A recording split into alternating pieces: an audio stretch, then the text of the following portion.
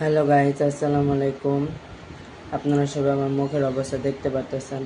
খুবই খারাপ অবস্থা, মুখের ভিতরে অনেক গোটা উঠছে আর কেমন ফুজুরির মতো হয়ে গেছে গাইস। সবাই আমার জন্য দোয়া করবেন। আপনাদের সাথে আজকে যে কারণে ব্লগটা শুরু করছি তা হলো আমার ভাবি একটা পেজ চালায় মেহেদি নিয়ে। পেজের নাম হচ্ছে মেহেদি বাই জান্নাত। কয়েকদিন আগে একটা পার্সেল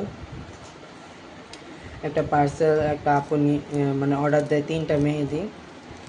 সে অর্ডারটা না কনফার্ম করার পরেও আমরা আমরা ভালো করে কনফার্ম করে আপুর থেকে আমরা মেহেদিগুলি করে পাঠাই, কিন্তু সে অর্ডারটা নেয় না।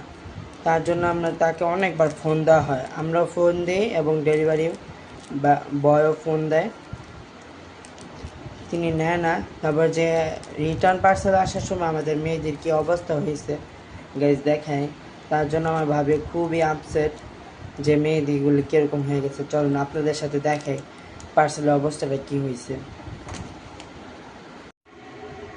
এই যে গাইজ, এই যে আমাদের পার্সেলটা।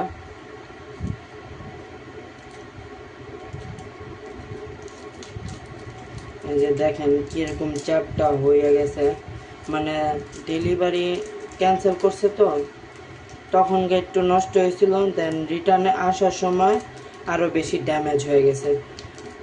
যায় ভালো করে, কিন্তু আসতে গেলে এগুলো নষ্ট হয়ে যায় গাইজ। তার ভিতরে সবগুলো, আর আমরা যখন এই মেহেদিগুলো পুরো ফেটে গেছে ভিতরে, সব মেহেদিগুলো আমাদের নষ্ট হয়ে গেছে। আর যেহেতু নষ্ট হয়ে গেছে তাই আমরা আর খুলি নেই, আপনাদেরকে দেখাবো বলে আর খুলি নেই। কষ্টের কথা, আমার ভাবি এতটা মানে মন খারাপ করছে। দেখেন মেহেদি পচে গেছে গাইজ,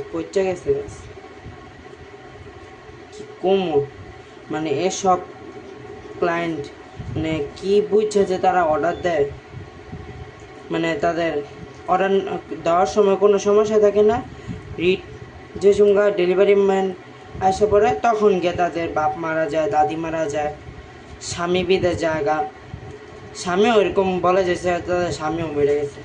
এখন আমাদের তিনটা কোন হ্যাঁ না 3টা নষ্ট হয়েছে গাইজ। এটা আমরা কত কষ্ট করে বানাইছি।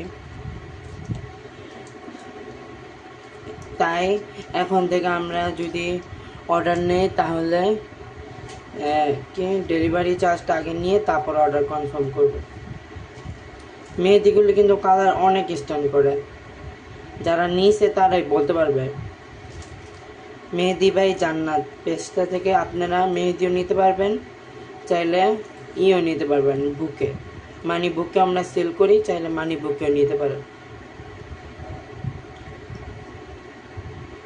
গাইস টাটা, দেখা হইতাছে পরবর্তী ভিডিওতে। এরকম প্রতারণা থেকে আপনারাও বেঁচে চলবেন, ঠিক আছে গাইস।